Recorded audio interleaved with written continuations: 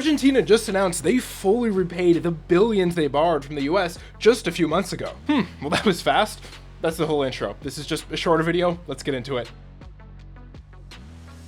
Back in October 2025, Argentina and the United States agreed on a $20 billion currency swap. That means the Argentinian central bank traded pesos for US dollars with the United States Treasury. This was supposed to support the value of the Argentinian peso and help boost confidence in the economic reforms President Javier Milei is pursuing. In a previous video, we pointed out how beneficial this deal was for Milei's party in the midterm elections in the weeks following the announcement of the swap. However, at the time, it wasn't clear how the United States could benefit from it, besides consolidating more regional influence in Latin America. Remember, US taxpayers bear the ultimate risk of these kind of financial operations. But against all odds, the gamble seems to have worked. Argentina ultimately drew only $2.5 billion of the swap line at the end of October. About 2 months after that first transaction, Argentina repaid the Treasury in full, according to Secretary of the Treasury Scott Bessent. According to a statement by Bessent, later confirmed by the Central Bank of Argentina, the Exchange Stabilization Fund, the Treasury entity handling the swap,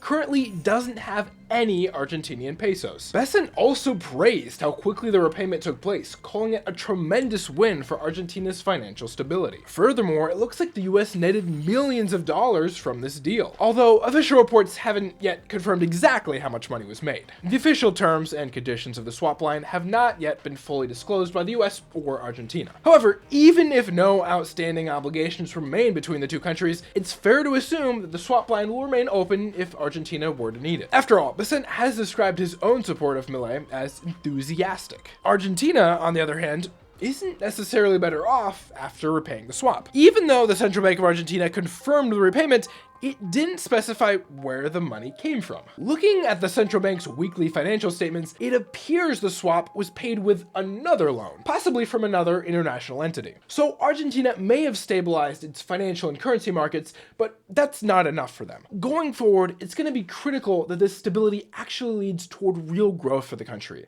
before Milei's political capital runs out of steam. This video was researched by Luciano Jesus Rosado. For more US news, world politics, and other interesting topics, there's a playlist on screen. Thank you so much for watching.